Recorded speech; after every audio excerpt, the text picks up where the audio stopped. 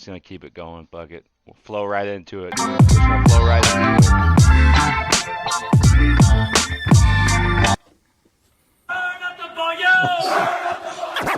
Hey everybody, what's up? It's Kyle and KZ. More people get their voice out there, then I think they'll realize like we're all the same, really. KZ decided, let's do it. Took the bait, so here we Veteran Chat Project. Where it's encouraged to not be okay all the time. Oh shit, I forgot I had this on. But yeah, we're gonna be alright tonight though. What's up everybody? It's Kyle. KZ. And we are the Veteran Chat Project coming at you with another episode. First and foremost, I want to thank everybody so much for the support that we've gotten so far. It's been absolutely insane. Well, not like insane like everybody would think, but like to us it's insane. Like even to get like 10 downloads per episode would have just been crazy, but getting like close to 30 per right now is insane for us. So thank you guys so much for listening. We hope that we are making as much of an impact as we think we're making. So with that, we are going to head right into an episode. We surprised Murdock. As soon as he jumped on, we just hit the record button and went right into it. So with us tonight is a buddy we served with. He was on our Turret Talks with us last week, Frank Murdock. So say what's up to the folks and tell them where you're at, where you're from. What's going on? Yourself. Frank, Frank Murdock, served with these guys. I wasn't as cool as them on the Iron Knights, that was a little, They all hated us. Yeah, I didn't have that privilege, but I was with the Metal Militia, 1st Platoon, Rep Platoon. I was able to, be with these guys. I think I got there in 2000. What was it? 2000. Probably like 2009 or 10, yeah. Yeah, 2009, 2010. Sorry, my daughter in here just wants to jump in. So, we're all about family. Yeah. But no, I'm over here in Seattle. Been over here since I got out. Literally just been kind of doing my thing over here. Yeah. It's been cool, man. It's been a ride, man. It's bbeen a ride for sure. It's crazy to think back, like, damn, it's 2008. Like 2008. Like that's when I joined. I joined 2008. Fort Knox, good old tanker. Listening back to your guys' story, I like I said, you guys have these cool stories, man, like getting kicked out of school and all this other stuff, what I'm saying? I just joined, I was a little bit late bloomer. I think I was 20 and I was like, man, I ain't doing nothing with myself. Let me go ahead and just figure this out. So kind of the route I went, man, but that's kind of a quick little introduction real fast. Yeah. I mean, I guess we do got a cool little backstory, which kind of makes us interesting or seem interesting anyways. But that's why 30 people listen to us. We're kind of a big deal. Right. Just kidding. But seriously, no, it's cool to have you on again. I know we wanted to pick your brain a little bit more about some stuff that you've been doing with like your coaching and just kind of like how you've not even really about like your story before or during your service necessarily, but we're always more interested in like your after service and kind of the things you've done there. So I know you probably got some cooler stories in that aspect than we do, which is always great to hear. Let me get this little daughter real quick of mine out here. Brinley, here, close this door real quick, please. Yeah, she just something else. But no, man. Like I said, going back after the military, I kind of, I could relate to Bowden. I didn't feel like I was ready to get out. I feel like in the military, we have like a purpose, and I felt like I knew my purpose there. So overseas, we knew our purpose, get each other home, get the mission done, get each other home, and that's what we got to do. After I got out, I was like, damn, what do I do? I had no clue. A guy I grew up with in Eastern Washington, where I'm from, he hit me up. He's like, dude, you're getting out in a year. He's like, you don't even know what you could do. Just come coach football with me. Like youth level football, little kids. And I'm like, bro, I ain't got the patience for that. Like, there's no way. He's like, just come check it out. You don't got to be the head coach. Just, you love football. Just come step into it. I was like, all right, cool. I'll be the water boy, Right. Cool. So that's what I did. Literally I didn't call no offense, didn't call no defense. Didn't even like stretch them out. I was just there, like, hey. And so, literally, that's kind of how it all started with the whole coaching aspect. That my buddy ended up leaving somewhere else, and so they were like, "Well, our team's gonna fall apart, so we need a head coach." And I was like, "Well, I'll go from water boy to head coach." Damn. Literally like that. Dang. No experience, nothing, man. I didn't know what I was doing. I was like, "Hey," but luckily I knew football enough, so it wasn't too bad. But we built some pretty cool relationships that way. Pretty cool stuff. So it was pretty cool though, man. That's kind of how I got into the whole, like, if you look at my Instagram now or like my stuff now, what I'm doing, it's all, you'll see like Seahawk players, right, in the training and stuff. You'll see like all this other stuff and everything. Hold on, mama. Go. Yeah. Go. Sorry. But, yeah, so we'll, but no, it's a lot of training going on, man. Like, it's cool. Like I said, we talked on the church talk. We had the opportunity to do that. Seeing that kind of stuff, like those guys train. But, I was telling you earlier, it's like, it's good for these guys to see it. And so it all built up into this, where I'm at now, what I'm doing now. So, but it's been fun, man. It's been a ride, dude. That's for sure. It's been fun. So you got out in, 2014. 2014. So what's Yep. that? You did 6 or so? 5, 6? Yeah, I did 6 years. I'm 6 years. terrible at math. I just No, you're exposed good. myself, but, so 6 years in the Army.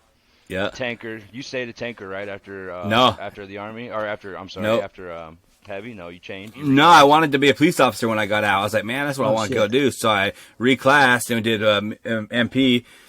Just wanted to, and I didn't realize that had nothing to do with what I do when I get out. But I was like, cool, I can come learn the gist of it, kind of go learn, see if I like the atmosphere, the style that they live.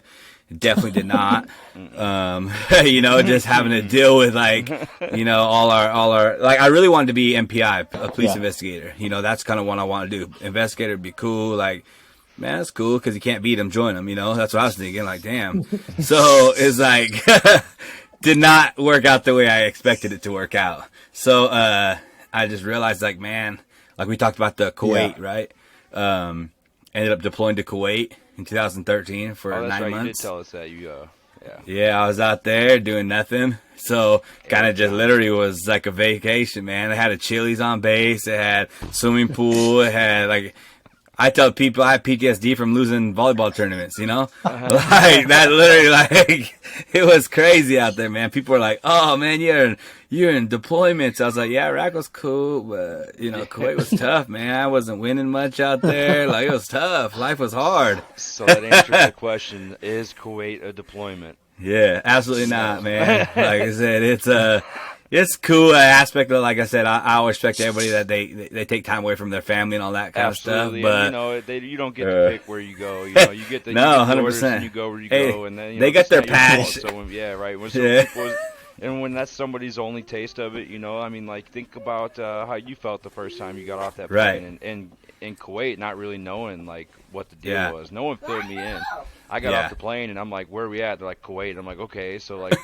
Like, then what? You know what I mean? Who's Like, gonna what shoot next? us? And they're Like, like, oh, yeah, Yeah, they're like, oh, literally. not here. Yeah. You don't got to worry about that here. Yeah. We run shit here. You just basically go sleep in this tent for, Yeah. I think it was like 2 weeks our first time through because we were, Yeah, it was. we were attachments to Oh, the yeah, for unit. you guys, yeah. My first deployment, I was an attachment. Third ACR was already overseas. When I graduated basic, they wanted people to go right away, and I think I graduated in end of August, and I think I was deployed by mid-October. Okay. So, and then that was already, I think, like 8 months into their deployment. So That was Beering, right? 07 Camp Beering into Merez is where we. Dude, I stayed went the to first Beering in 2013, Merez, and or I was like, damn, this shit's changed. Like, even when we went back in 2009, Yeah. 2010, Yeah. 2010 we went. It's changed a lot, even from, I did my, probably less what was it? tense and more choose. Oh, right? yeah, More, yeah, absolutely. Because it was bare though. Yeah, There ain't shit there. place is It was huge. like, what's that, WLC, Warriors Leader Court, whatever it's called? Yeah, I did No that over shit. there, Beering. Yeah, Might so. as well, right? Yeah, I was there. It was in I would've done it then, Kuwait. too. They sent me. It was hot as hell, but it was like people passing out, like, and it was funny stuff. It's a But different kind of beast, that heat, dude. Man. that Kuwait heat will burn you up before you even know what to hit you, and then it's Dude, gives you a funny little time to story. acclimate. I'm sitting there with my buddies, you know, because you deploy, you need nothing but work out. I'm sitting there, we're all working out, do our workout, and we get back, we're sitting in the sauna. I'm like, dude, we're stupid as hell. They're like, why? I'm like, we're sitting in the sauna in Kuwait. I'm like, that don't make no sense. Right, you can just step outside. Yeah, Go smoke a absolutely. cigarette. There's a sauna Literally. in Kuwait. That is insane. At least it's Dude. indirect heat. It's indirect heat, so you're not oven roasting. You're broiling. Or no, yeah, you're not broiling. You're roasting. Literally made no sense, man. I was like, dude, I just sitting there like, what are we doing? What are we really doing? We could just go outside. We just fine. Hey, So Put a trash so bag on. hey, so Yeah. I know Kyle's seen it, and Murdock, I know you saw it too. So what, like so we put out that little that little, I guess you'd call it an advert or whatever about turd talks, and that part in there Yeah. where we're talking about why we call it turd talks, because tankers, we shoot the shit. Yeah, we shoot the shit in the tank or whatever. Is yeah. I wanted to say, like, during that, like, I wanted to say, like, I'm sure every military job specialty has those moments. Do the MPs have those moments too? Like, is like, I guess the closest thing to it is, man, they're in their Humvee stuff, but it's not really like the stuff that we would do. It's a little bit different, man. Like being in a tank, like I said, we're so it's so close, man. Like I would say the brotherhood and what I realized being as a tanker is like, I thought it was like that everywhere in the Army. You know what I'm saying? Yeah. I'm like, oh shit, okay, cool. You're gonna build this camaraderie no Yeah. matter where you go. Military police is a lot really? different, man. A lot different. Yeah, it was just like, I don't know if it's because you're considered like the bad guy, and stuff like that. But it's Yeah, like not no a one lot will of ever people. trust you. Nobody will ever trust you. You can try to be cool as hell with anybody. They're like, nah, I seen you out there Yeah. patrolling, or it's just stuff like that. But no, as far as like, maybe on the radio when you're on patrol and it's late at night, because I was like, 6 at night to 6 in the morning, but we bullshit on the radio, stuff like that. But it wasn't anything like being in the tank, being at gunnery, being with your guys, going down range, that close. So it ain't nothing like that. dang, that's It ain't some nothing like insight. that. I didn't. Yeah. I didn't know that. So the brotherhood is real then within the tanker community. Yeah, 100%, man. I'll still talk to a lot, like some of the guys from Red Platoon, some of the guys I was with. I don't think anybody from when I was at wow. 170th. So Yeah, I I've think heard my a old lot, first sergeant. I know when I talk to people and they're like, "Oh, you still talk to your buddies?" I'm like, I still talk to like a pretty wide range of them. Yeah. Like shit. I kept in touch with you even a little just before this. Facebook's a crazy tool for that kind of thing too. To be able to Yeah. just I kept in touch, but all that means is like, I liked your shit Yeah. every once in Like- a while, and I Yeah. know what he's doing. I know he's good, so I never, Yeah. like me and Murdock, we weren't in the same platoon, like you said earlier, so. Like it's like still a brotherhood of like we deployed in a very small company. Tank companies comparative to other size units are tiny, dude. And I remember Sergeant Major Horsley when he came in after our first deployment, and we were all standing there back at Fort Hood, and he was like, he stopped, and I remember he just looked at us. He's like, heavy company. He's like, that's a lot of killing power in that little company right there. And there was only like 72 of us, and like the other companies are at least double that size, and like we were always like their favorite just because we had that standard, and some platoons took that standard a little farther Hey, let's than hey, others. let's talk about But, that. like it served us. Hey, let's hey, talk yeah, about that a little bit. I actually do. No, yeah, it's, you well, got it. I'm sure you have a different question, but like, so like Yeah. Murdoch said, like we were in different platoons, and he was joking around like he wasn't blessed enough to be in the Iron 9 platoon. What was like looking back now? In like, Kyle didn't drink the Kool-Aid like I did. I drank that Kool-Aid.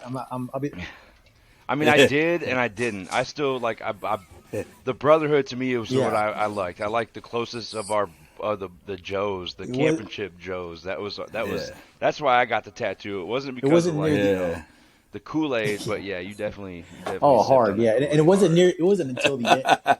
It wasn't I never until the fit in end when I was 'cause like, I didn't. why are we acting like we're better than everybody else? Like, like did you get that? Bob? You separate yourself. Like you couldn't even get to talk. Right. I couldn't even talk to Sergeant Sorum no more because he was in Red Platoon. Sergeant Sorum's in Red Platoon. Like, what the fuck is Like, that? I was always- in Red Platoon, yeah. motherfucker. I was a Red Dog, baby. I remember that. And I remember that talk about that. Like, I feel like when I look back, and if I talk to some of the guys, like, we always are like, man, they never have fun over there. They're like hella strict, bro. They're like, what the hell, like that. Even our yeah, fun like, was not fun. yeah, that's how I always remembered. I'm like, bro, why are they so strict over there? Like, shit, like, we're in the same company, goddamn, you know? And like, that's how we thought. It was like, damn, like, I would always tell the guys, like, we'd go out, like, they would have, like, you guys did the barbecues, and you guys did stuff too that I would see and stuff, but I always felt like, yeah, you guys had that mindset. It's like, oh, we're better. You know what I'm saying? And that's what we could do. I'll tell you what, you guys could have got in on them barbecues. All you had to do was, you knew we did it.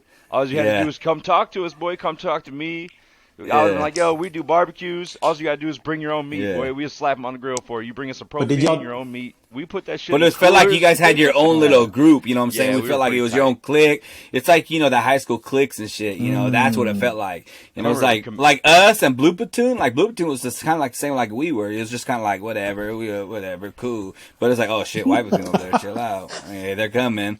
I remember I was walking, this was after, after I was in headquarters, after Sergeant D finally got tired of me not drinking the Kool-Aid, he put me in headquarters, and I remember walking through the like Red Platoon area. I can't remember who I was hanging out with, but somebody I was allowed to again, you know. So I'm like, hey, what's up, everybody? But I seen like, I can't remember if it was in your area or Blue's area, but there was like these rocks, right? So like the rocks had been painted, right? There's like all different. There's like first platoon, second platoon, third platoon, and you named it, or they named it, and like fucking White Platoon was Nazi White Platoon, bro. shit. Like flat out, like yeah, bro. I'm not kidding, and I don't want to know. I don't know who did it, but yes, like legitimately there was, and it was just right there, out by the smoke, like where the smoke pit for the platoon was, Nazi White Platoon, and I was like, that's how they see us. Yeah. And it wasn't wrong. I mean, like that dude. I mean, I can't say there's. I don't know. I'd say there's like good and bad to the things he did for us as like down the road. I do definitely think that it was more about like building a brand for himself and to better his career off our backs. No matter. I can see the cost. discipline. You guys had a lot of discipline. I can tell that. You know, That's because we had to. Yeah, like we like at Red Platoon, bro. We Metal Militia, it's called it. We were just like. We freelanced everything, bro. We're like, all right, this is what we're doing. Okay, cool. Just go do it. We sucked at sports. You know, we weren't good at it. We knew that. You know what I'm saying? Like, we didn't have a mod. Like, we didn't have anything, you know, we didn't have nothing to lose on anything. Because if it was heavy company, everyone's like, oh, it's Iron Knights, you know. You gotta keep, that's the standard. It's like, we ain't got nothing to lose, and we're having fun. Like, that's why you look at us like, I think what, Moreno, Cardwell, Tia, like some of the guys I remember I was with, we just, man, we had nothing to lose out there. That was our mindset. We just, cool, let's have fun. You say that name Carwell, man. That dude's like he's a fire chief now or something, man. Yeah, he's out there. I don't know where he's at. I think. Yeah, he's in North. Is I he think down he's south? in Raleigh, North Carolina, or some. Yeah, that's right, North Carolina. Because I was about the Carolina. Yeah, North yeah. Carolina. I think he has a kid now. I talked to him. Everyone's I hit him top up. I hit him up just the other day, and I was like, "Dude, we're doing these church talks." I hit him and Moreno up, and I was like, "Y'all gotta jump in." So I sent him the app and stuff. So I think they're gonna pop up in there. I want probably that thing next to get Friday. next week, dude. I want it to be just every other week, just get bigger Yeah. and bigger. Where we gotta like, all right, you're out, next person in. But I think we can keep up to like 12 people in this setting at once. Otherwise, people would just chat in the Facebook, group chat Yeah, and they or look, whatever yeah. all day long.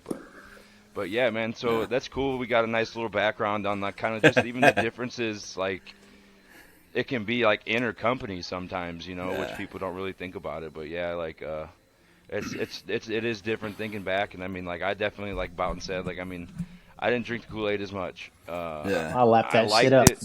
I took what I needed from it.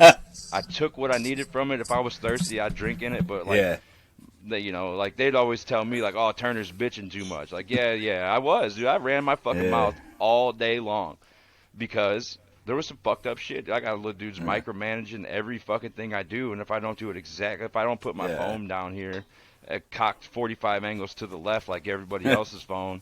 We're gonna go fucking do push-ups in a motor pool all night, like in Iraq. Like, no, I just don't fucking. I didn't like that. And I'm sure he'll hear this, and like he already know. Like, I don't like that shit. You know, feel free to jump on here whenever you want, and defend it. You know, we can have that conversation now, but we'll move on from that because you know, I feel like we've wasted enough airtime on that shit. Yeah, no, you're good. So yeah, dude. So 6 years in the Army, tanker, Yep. MP, Yeah. water boy for the youth football league. Which, by the way, I'm actually hoping to get into. So like your love of football, I have for baseball. Yeah. And so I'm hoping to do some coaching in youth baseball here in North Dakota whenever it melts. Yeah. I did apply for it, but it's a small town, so they probably Yeah. know who I am already, and they're like, no. But Hey, it works. It's fun, man. It's yeah, good for the it'll be community. fun, man. I want to. So then you went from coaching kids to now you're looking. I'm looking at like them 7-on-7s you're doing, like you're prepping kids at a high school level, right? Like Yeah. The company is called Ford Sports Performance, who I've been with, working with for a while. I think it's like 5 or 6 years now, man. My buddy Tracy Ford, he's the CEO, runs it. I know a lot of the youth, and I've been in the youth, and I was working a lot with them. And so he hit me up. He's like, "Hey, come coach for a 7-on-7." People don't know 7-on-7. It's like flag football, but two-hand touch, but really competitive.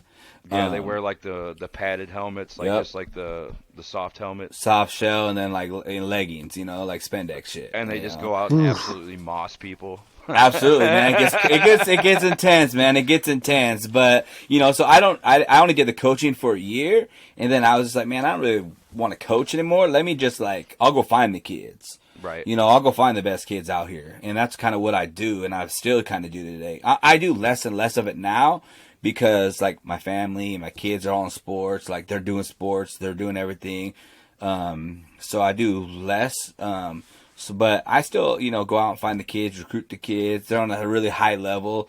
Some of these kids are top in the country. I got a guy going, Jabbar Johnson, headed to Missouri. He's a quarterback Missouri. signee. Yeah, he's kind of. I don't think he'll be going to South Carolina though. But they're to cool say it though. like Like I said. Well, I mean, they just not recruiting up No, here. They don't no. recruit up in you don't. When people hear about Washington, Regions, they're like, yeah. Washington, what the hell? They Right. got athletes up there. What the hell? It rains all the time. They're depressed up there. That's Like why that's they're trying to get out any way they can. yeah.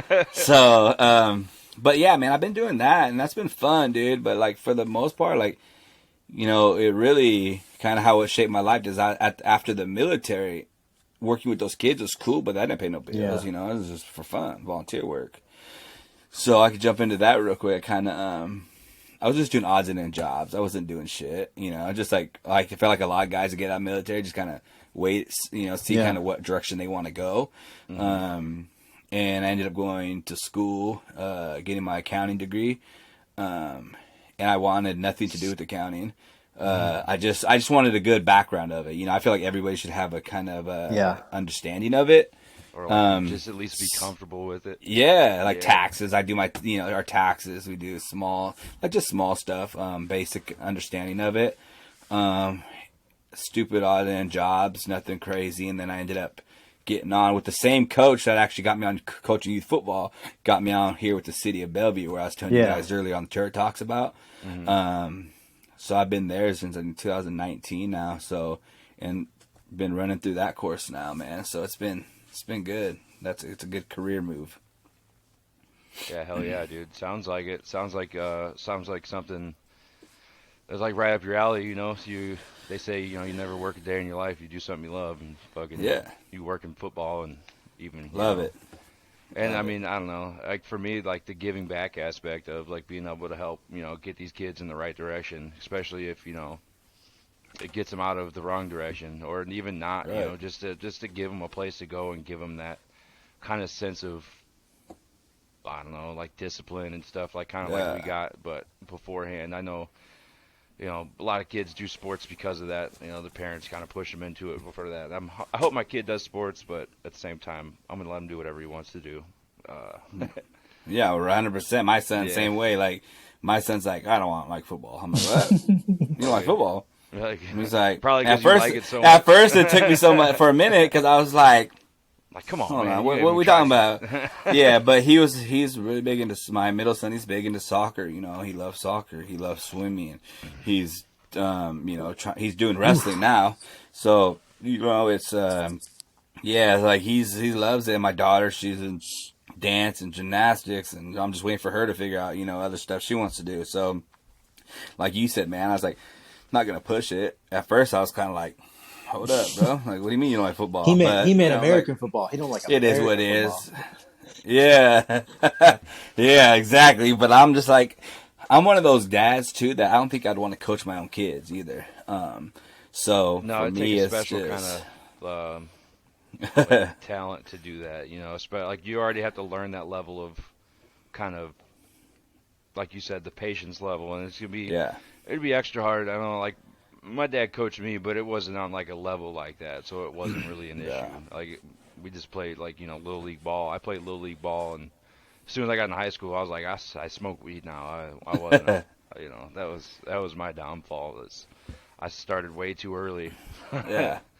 But dude, it's just busy, man. It's really busy. And after getting out of the military, I think I heard one of your episodes, I ain't got the patience, man, anymore. Like, my patience is thin already. Right. And I was like, I've never I'm really been good. known for my patience in the first place. Yeah. Yeah, What get was us, the, it's the best of us, man. I know you're talking about purpose and stuff, trying to find that purpose when you got it. What was the hardest part of the transition Yeah. for you? Man, it was just, I felt like I got out of the Army because my stepdad retired out of the Army, and he Yeah. did like 24 years.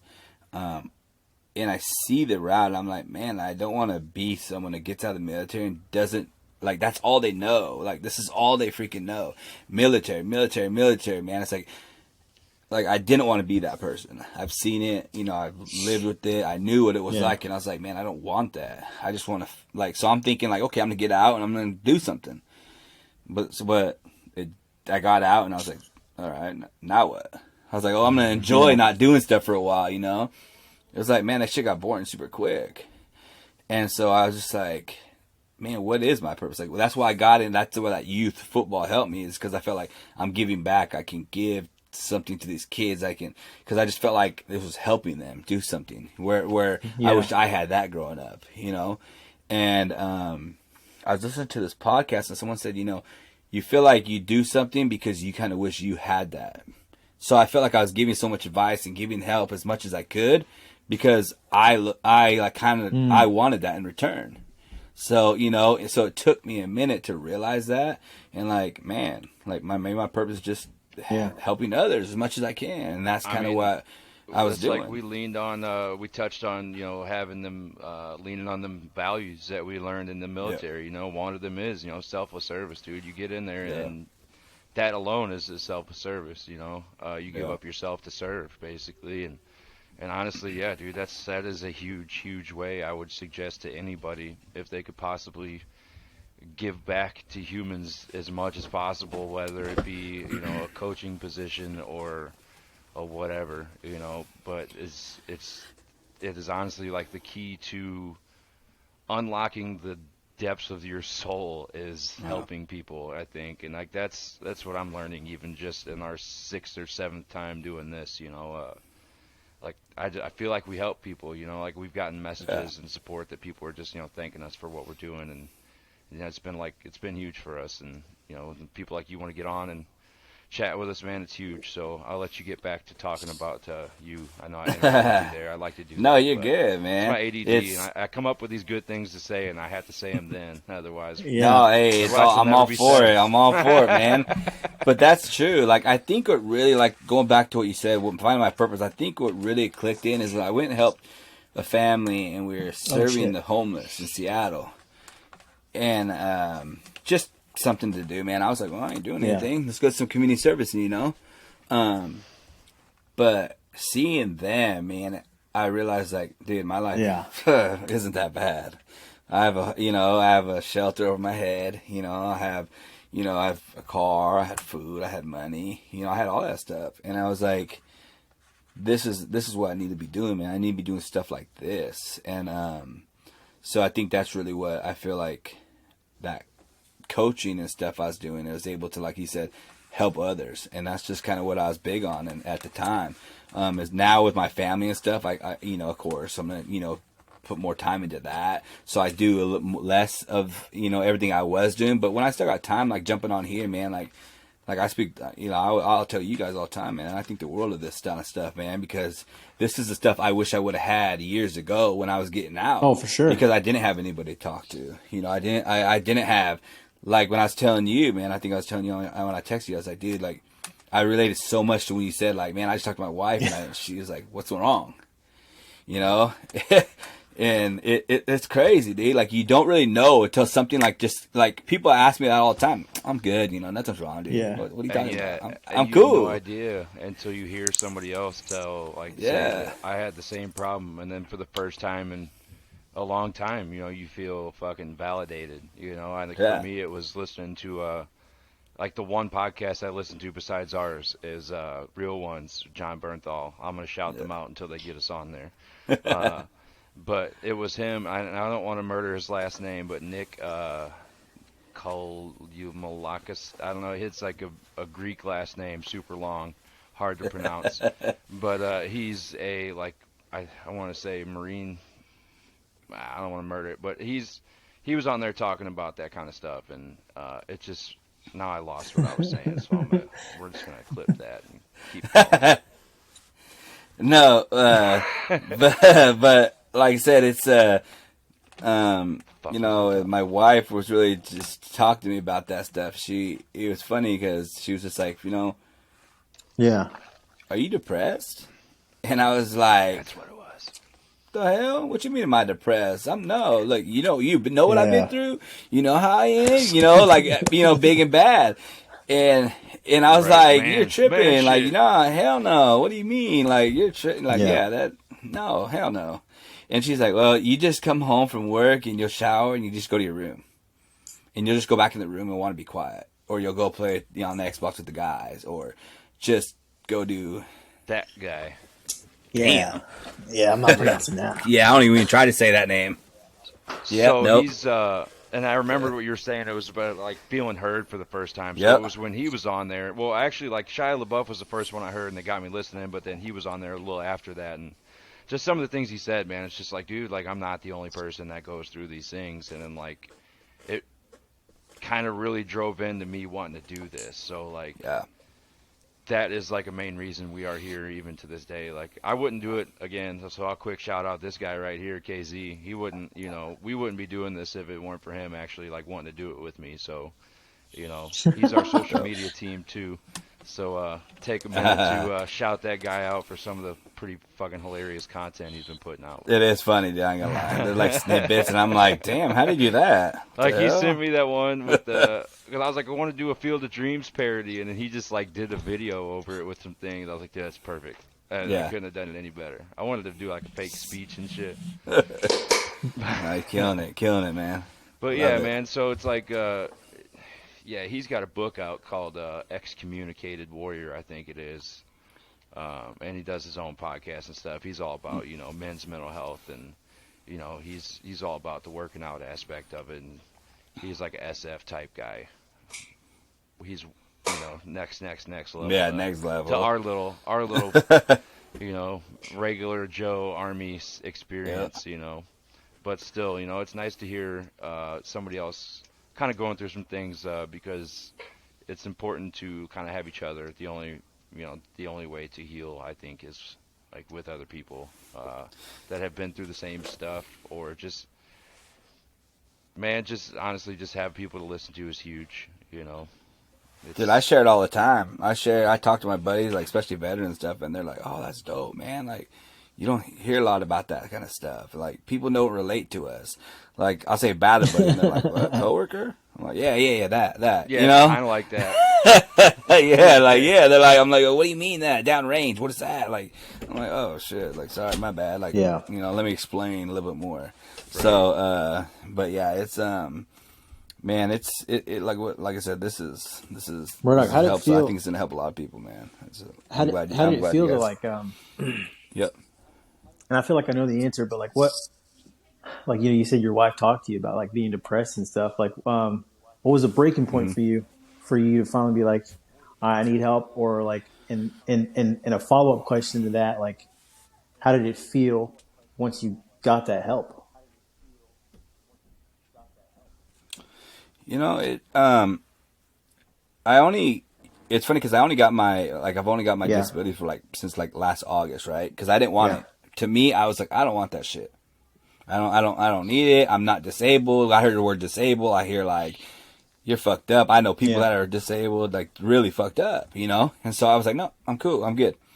I'm too, you know, I'm like my man, I'm good, man. I'm good. But, you know, hearing my wife talk about it, she was just like, one day I was just, I realized I'd be snapping on my Yeah. kids, you know, like, hey, leave me alone. Like my daughter want to play. No, leave me alone. You know, I had a hard day at work, whatever the case was. But I came home and my wife was just like, just out of nowhere. She was like, Yeah. man, what, like, are you depressed? Like when I said, and I was like, you know, hey, hold up, we have a problem. Yeah. No, you're not. I'm not depressed, you know? And so I was just sitting there, like, I still went to my room, just kicked it, and I was like, man, like, what is depression? Yeah. I didn't even know what it meant, really. Like, Right. you know, I kind of know what it is, but I really didn't dig deep. So I was like, you know, everyone has Some a phone. people think So I'm a like, lot differently of what it is. You know, yeah. it's definitely a lot. It's deeper Oh, yeah. than just like being sad sometimes. You know? Yeah. And I was like, let me look into this. Maybe I am, you know, maybe something's wrong. So I looked into it a little bit, reading into it. I'm like, I don't know if depressed is the word. And then I was looking at PTSD and kind of stuff about that. And it's like, I was like, you know what, let me go talk to somebody. Let me just go to VA real quick, talk to somebody, see what kind of what they're, you know, what they're, I just want to dig into it more. So that's what I did, and she was bugging me for 3 years, I think, you should go get checked, you should go get this, you know. No, even though I wasted all his money. But I'm like, no, I'm cool. But when I went and talked to them, they were just like, you know, PTSD comes in a lot of forms, man. It's not just nightmares and tremors and this and that. It could be, you know, agitated quickly. It could be no patience. It could be just these little stuff. That's when I started to come to realization, like, man, this is like what I had. Like, this is some of the stuff. And it wasn't even the fact that it was just, you know, like war situations or anything like that, right? It was just like, the little stuff that started to get to me. And I would get super agitated, man, just with the littlest shit. Like, shit, I look back now and I'm like, bro, what the fuck? Like, what was I doing? Like, why? I still do that shit almost every day, dude. You know, it's a constant struggle, but. And it pisses me off, dude, because I look back and I'm like, damn, why did I just do that? Like, why did I just snap like that? You know, or like, it takes me a minute. But I was telling my wife just a couple of weeks ago, I was like, you know, I really want to work on like not telling my daughter no because I want to go do something for myself. Like, my daughter want to go play at the park, right? Like, no, I'm gonna go to the gym. Like, yeah, or or going to the park then. Yeah, and so I've done a lot better with that. But back to kind of off track a little bit. But yeah, like and that's kind of where it all started, man. Was just that conversation I had with her, and finally accepting it. That's kind of where I was just like, damn, I don't got to be that manly man. Because she would come to me, you know, I'm always the one I felt like, you come to me for everything. If you have issues, if you have this, I'm cool. I'm glad. I'll talk you through it. Like, man, I give my best friends and my guys some of the best advice in the world. But if you tell me to do that, I'm like, you're tripping. I'm not doing that shit. You know? And that's what I went back to earlier, was like, I think I was giving so much advice and so much because that's what I was wanting in return. You know? And so I kind of accepted that, and I was like, shit, man, like, that's kind of what I'm doing. Like, I wish I had somebody there, even though I wasn't accepting it. You know, I could play the hard ass, but nobody really was like, are you good? Like, what's up, man? Like, are you fine? Like, even just that little bit, I can act it like, yeah, I'm good, bro. But really, I'm like, damn, bro, someone actually cares. That's cool, bro. I appreciate that, you know? So it's kind of how I felt after the fact, just accepting it.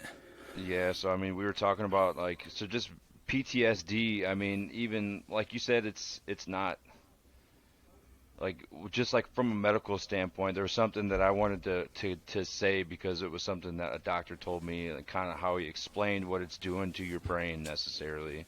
So I was looking it up. I was listening. I wanted to look this up. So basically, like, it's kind of good because I can kind of relate this. So it's your prefrontal cortex is like, is basically like your brake system. So like stopping you from being all negative, or stopping you from, flipping the house upside down, or stopping you from not wanting to go to the park with your kid, or all that shit, like the brakes. So it helps you think through decisions, observe how you're thinking, and put on the brakes when you realize something you first feared isn't actually a threat after all. So basically, like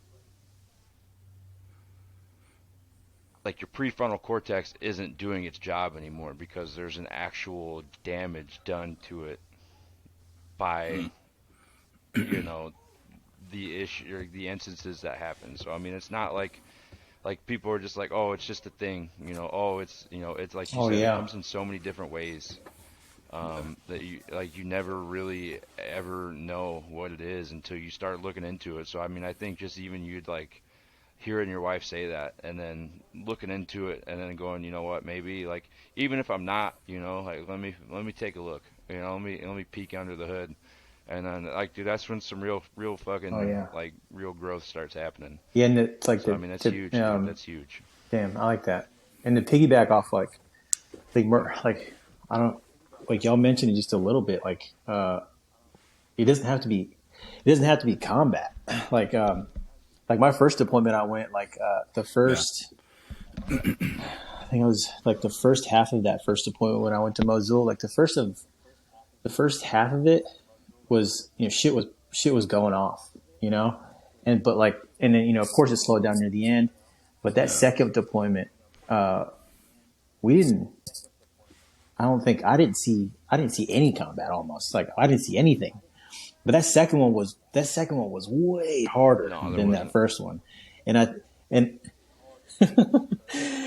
think Kyle, I think you hit it on the head. Our first episode was just like that. What's that movie called? Jarhead, dude. Where you just like your brain is just amped and wired and focused on. You're just waiting for something to happen, and just to, like imagine being so focused on like danger's coming for 12 months, and then that not happening. High level alert. High alert. And then high alert. Whole time.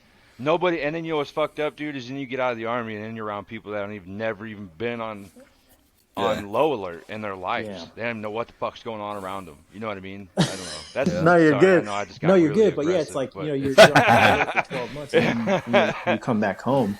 It's like, hey, by the way, shut that off. Yeah. We're backside. We're stateside. Yeah, you can't. It's hard, dude. It's really hard. Like, I think I don't know how many. I remember we got hit, I think, twice.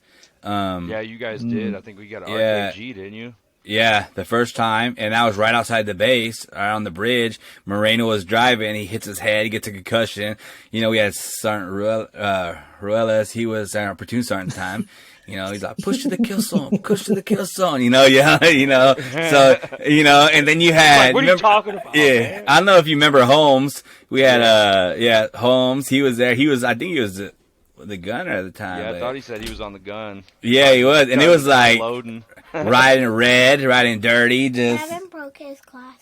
Okay, it's okay. Yeah, riding red, doing his thing. And he's like, we get back. The first thing he's like, why'd you guys fire back so quick? And it's like, dang, all right, bro, that's the first question we get. All right, like, are you okay? Like, maybe that'll work. Like, that was the first thing we heard, man. It's like, why'd you guys shot back pretty quickly? Because it was right outside the base.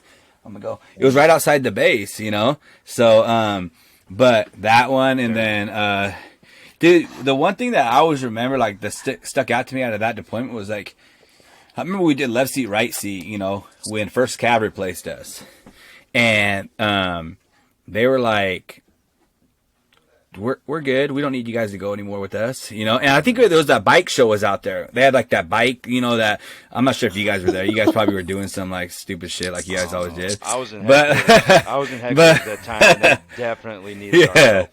But like, no, dude, like it was crazy because we had like this bike show. They're doing all this BMX cool tricks and shit. I remember that, yeah. Dude, and then they got blown up. They went down this black road that you're not supposed to go down and like lost 3 dudes in like the first week. And we were still there. And all I remember hearing on the radio was like code red, or whatever the codes, like anybody that has the blood that can donate blood, come down here. I think they lost like 3 dudes within like the first like couple days there. Yeah, dude, I think I was on the radio that night too, man. Like 'cause That shit was a it wasn't trip, us, but, dude. You listen on the Squadron Net and shit, and something's going on the Blue Force tracker. We're checking it out, and like, yeah, dude, they were.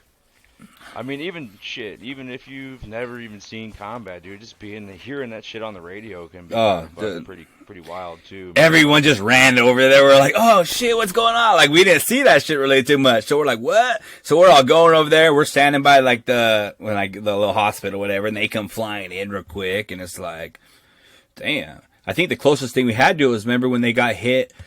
First Sergeant Fields was out there. Remember when they got hit and they. What base was that, man? They were on. Oh yeah, I don't remember where they were. No, yeah, Germany, FOB Germany. No. Yeah, I don't remember. That's when we Shocker. Yeah, Shocker. That's when we lost Cotton Van Camp, right? That was that. Yeah, that's right. So he was still alive when they left Delta too. Apparently, I think he died in a life flight over to Germany. First Sergeant Field, he's still with us, thank God. Lost his ear, man. Like his ear was hanging down. He told the barrier fell over on him. Like the last person on the helicopter too. Like literally, he was like, "Nah, fuck that." Looking at his guy, dude. Movie, you know what I mean? Like that dude. That was man, something special. And it's like, what he did. Guy. Like that's just when the metal meets the road. Like who are you? And like like we all learned that day. Like that dude was. What's funny is we talked about him the other day. So that was Sergeant Dawson's. Oh wait, no, First Sergeant Field. Yeah, that was Sergeant Dawson's drill sergeant and a platoon sergeant in Korea, and then his first sergeant. Yeah, I remember that man down range, dude. It was. Dude. I'd love to get him on the chat. I wonder if he'd talk. Dude, I have him on Facebook. I talked to him, and I'll have to hit him up and ask him, dude.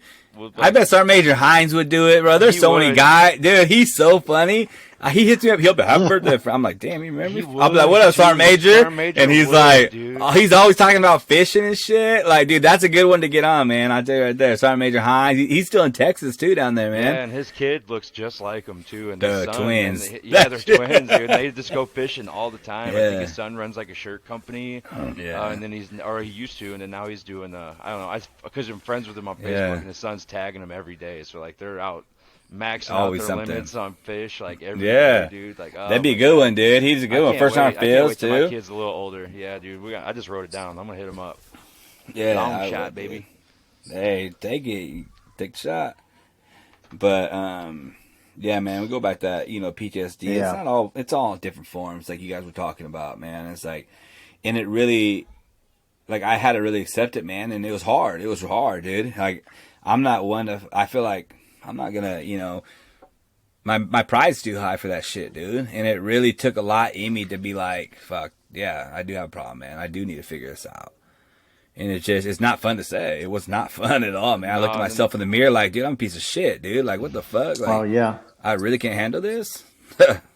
Yeah, and then the more you try to talk about it with people around you, you kind of get, I don't know if you guys did, but like I lose people that really want to even talk to me because like you're open about your shit and they're not, or they try to act like they don't have issues and like, it's just fine, that's on you. But like I'm always trying to talk out something, I'm trying to figure out why. I gotta know why. I want to know why I do this. Why did I just do that?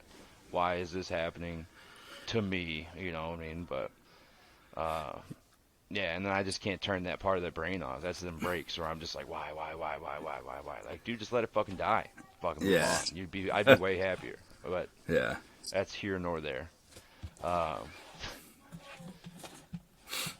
So yeah, I mean, just catching up. We did 6 years. Yes, Tanker, MP, coach. Talked a little bit about some PTSD and kind of shared a little bit of that with us. And I mean, just going back to even like this right now, like, man, this is like huge. It's hard for people to do this. So like thank you for sure, wanting to, talk with us about that. Like, we appreciate you sharing that. I mean, ultimately that's what we're here for. So I mean, like, that to me, like, it's fucking awesome, just, to let everybody else know that's listening. Like, you're never alone. Like, we're just an email away. We're on every freaking social media site you could possibly think of. We're actually I'll give a quick shout out. Going to be on a live podcast on somebody else's podcast for the first time. April 20th at 8 o'clock Central, we will be on the Vertical Momentum Resiliency podcast. He hit us up, and he wants us to chat about our mission. So that's pretty badass, too. Yeah. So, yeah, I mean, you guys got anything else, or you want to wrap this thing up for the night? Or if you could, Murdock, if you could give one Yep. solid piece of advice to any guys or girls getting out, like right now, what would that be?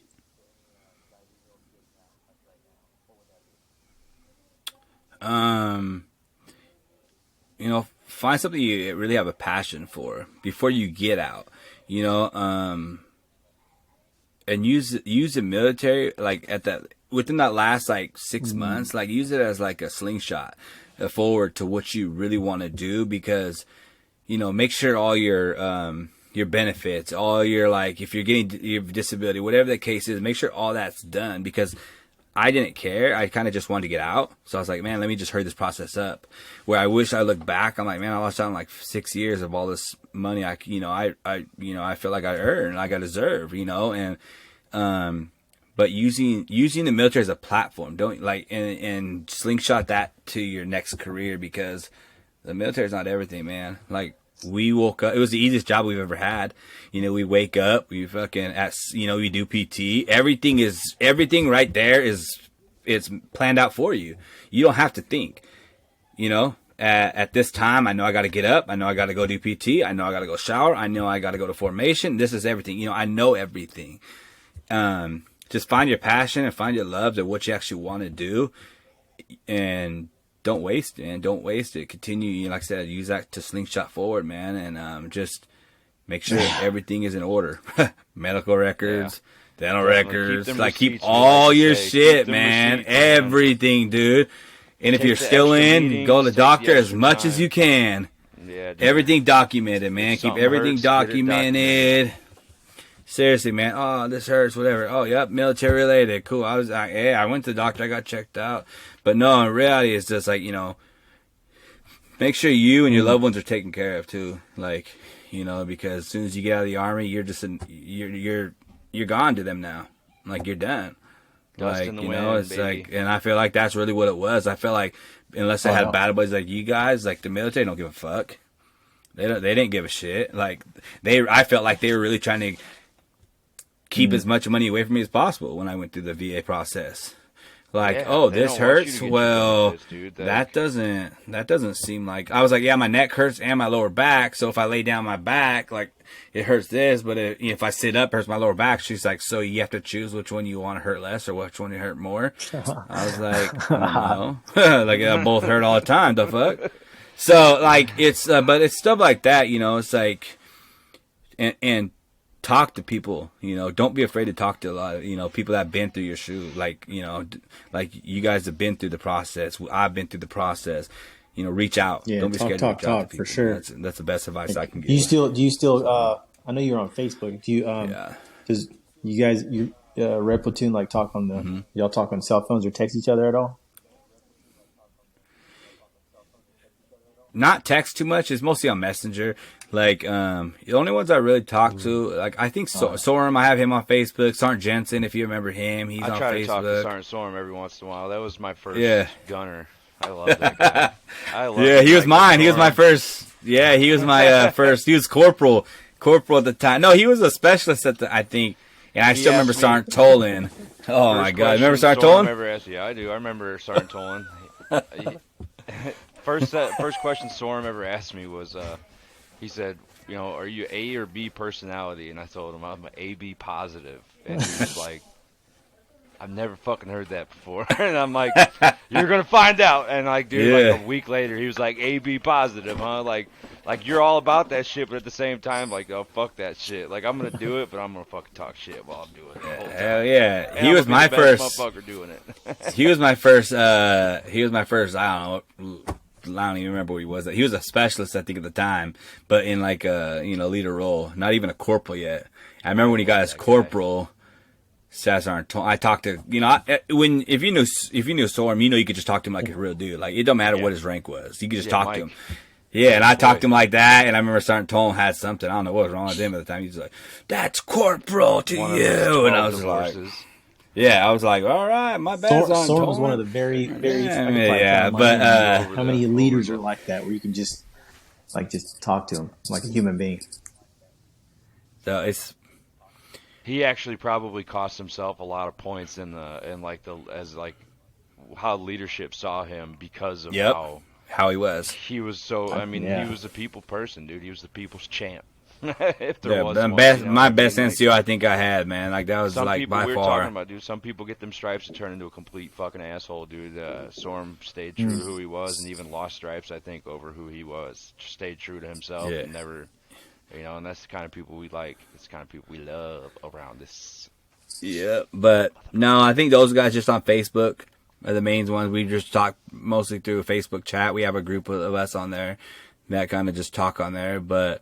As far as like text stuff, I don't really talk to too many of them like to via text. Moreno, I think Moreno is that dude in like the FBI? But yeah, dude, it's he's like a cop for the Pentagon right now. Is he? Yeah, he probably. I think. FBI, he's listening. Oh, I think. Yeah, I know he's somewhere. I think he's like at the Pentagon or something, dude, doing like stuff up like, there. I finally got my shot. Or like and like, but he wouldn't say what he did. I was like, did this dude just go in the CIA? He's not telling anybody. Like, yeah. We call him calves because he had the calves that are like this fucking huge, dude. We're like, what up, calves? Yeah, that's Moreno, dude. Cardwell's a firefighter. I don't know, like I don't think keep in contact with everybody like that, man. Bernardo. Where's Oh, I forgot. I haven't heard from that dude in years.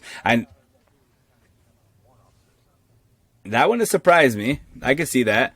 I know you had a kid and stuff, and he was from Ohio, I think, or somewhere up there. I don't know. But Bernardo. I remember him when I first got in. My right hand man was Morales when I first got in. First got in that platoon. Man, where are you, Mojo? Seriously, dude, I don't even know how to find him. I don't even remember his first name, dude. Gabriel Morales. Gabriel, that's right. That was dude, me, Boughton, and Morales. Like, dude, we were like a fucking tripod. Before fucking tripods were a thing, dude. Like, we hung out where is that, day dude? and night on that base, and me and Boughton wasn't even in our platoon. We hung out every fucking night. I went AWOL. And you were red platoon. I remember. Yeah. Morales' closet. And he was hiding in the closet at Morales' apartment. We had no idea. I had no idea. I think you guys really are the ones that keep the most in touch. Your guys' platoon. I mean, it's a small portion of us. There was a Facebook group message that recently disbanded over some nonstop bullshit. Only people want to chat political in there, and I don't know, dude. I'm not very political. I'll go ahead and just scream. I'll say my political beliefs right now and air them out, dude. I want my gay friends to be able to smoke weed and shoot guns at their wedding. You know what I mean? Like, I'm simple. Yeah. I know. Easy, man. Stop fucking with everything. That's all I gotta say. Everything's getting fucked with. Right, man. Time to be alive. It's a total different world, man. Total different world we live in. But I look at the military. I was gonna tell you guys that too. Is when we went through the military. When I tell people oh yeah, I went to basic training in 2008. They're like, oh okay, it's a little bit different. You guys it was a little bit later, so it wasn't that bad. Fort Knox was, regardless, I think the hardest fucking basic training OSET there is. But when I reclassed. And I showed up to AIT portion of the MP, dude, because they have OSET too. I was so shocked how easy that shit is now. It was. Even 2012. Bro, I don't remember if you guys remember, but when I went to Knox, I was deadly scared of my drill sergeants. If I seen them walking towards me, I'd be like, whoop, I'm on. I'm gone. I'm going the other way, or I'm parade rest looking the other way. You did not want to talk to your drill sergeant, ever. I would still stand at parade rest for a drill sergeant. Let's not talk about that, dude. Sergeant Major Pantoa now, yeah. I would still, he's a cool ass dude, though. Yeah. He's a cool ass. He's a great leader. I will say that. Yeah. He smelled And you, oh yeah, you pissed not on him on or something. purpose. Oh, you made him smell your nuts. Cup of cheese them. Yeah. All right. Anyways, Yeah. so yeah, I'm gonna have to wrap it No, up here, but boys. I think we got a solid episode. I don't know. I really need to get better at cool. wrapping episodes up. I need to put the wrap it up box on here. Wrap that shit up, B. Wrap it Wrap up. it Wrap up it with that up. gavel, No, ho. man. Like I said, yeah, appreciate you, man. You Dude, guys I'm- for real. Appreciate you Yeah, having me man, on I'm- and stuff. So, like I said, I'll be on the Turd Talks. Yeah, hell yeah, dude. We'll definitely have you on again. I know that for sure. I didn't mean to like cut you off, but we are trying to No, keep you're good. episodes to No, like an hour. You know, we don't want to give away too much. that's of the perfect, farm. dude. Yeah, and I can like when I listen to episodes, I can only listen to so long, you know. And then I'm like, all right, dude, I gotta check it out a little bit. So The idea is to keep it about a workout session. Someone listen to us while they man, fucking listen. that's exactly where I'm gonna go. Right, I was really about to go work out when you hit me up. You're like, murder session. I was like, oh, yep, let's go. My boy So- was gonna get on, but he had a Literally. so his phone was gonna blow up. Right. We had to do another episode. But yeah, man, No, it you're was great good, man. having Like you. I said. I know we just wrapped up like 6 times, but I'll probably just